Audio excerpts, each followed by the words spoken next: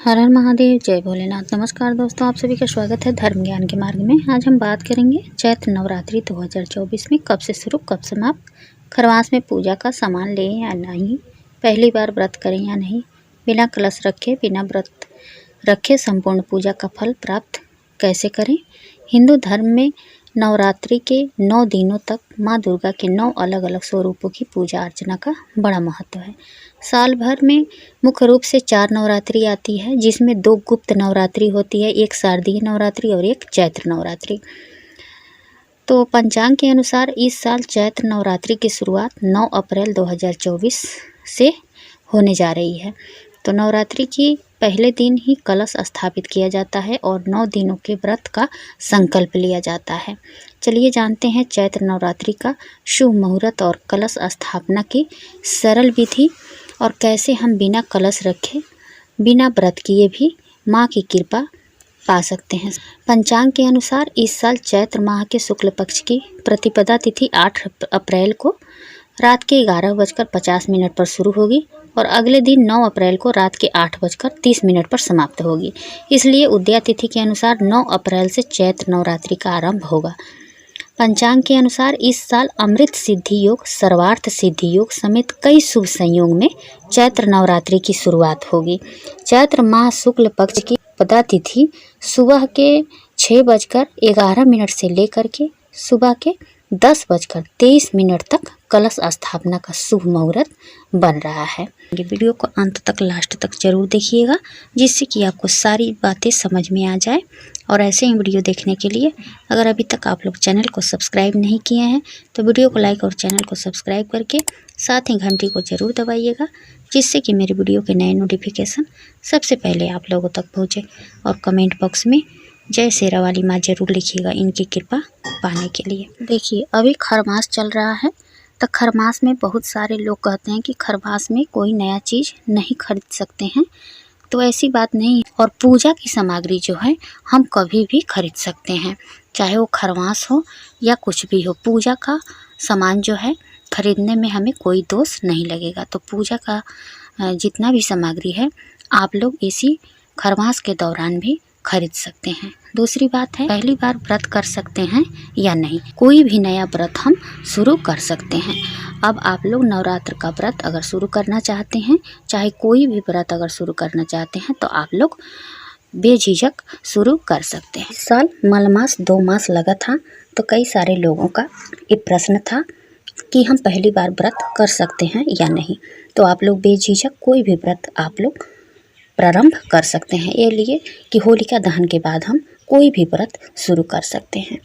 तीसरी बात है कि बिना कलश रखे बिना व्रत रखे हम कैसे माँ की कृपा पाएँ।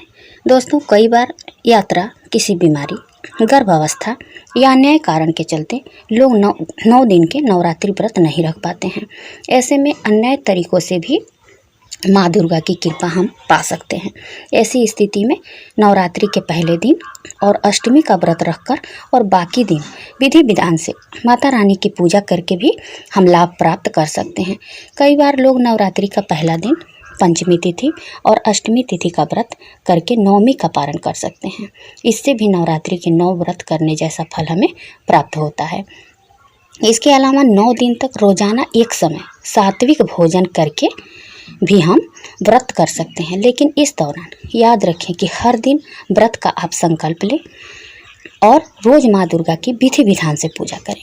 संकल्प में एक कहें कि आज हम एक समय सात्विक भोजन करके आपका व्रत रखना चाहती हूँ या चाहते हैं। इस प्रकार से माँ दुर्गा के समक्ष संकल्प लेना जरूरी है और विधि विधान से आप अपनी श्रद्धापूर्वक अपनी समर्थ अनुसार माँ की पूजा करें। इससे भी माँ प्रसन्न होती हैं। साथ ही इस दौरान अपना ज़्यादा से ज़्यादा समय माँ दुर्गा की आराधना में लगाएं और किसी से अपशब्द ना कहें, ना ही किसी का अपमान करें। यदि एक भी व्रत न कर पाएँ, कोई कारणवश आप एक भी व्रत अगर नहीं रख पाते हैं, तो नवमी के दिन विधि विधान से हवन पूजा करें। साथ ही कन्या पूजन जरूर करें।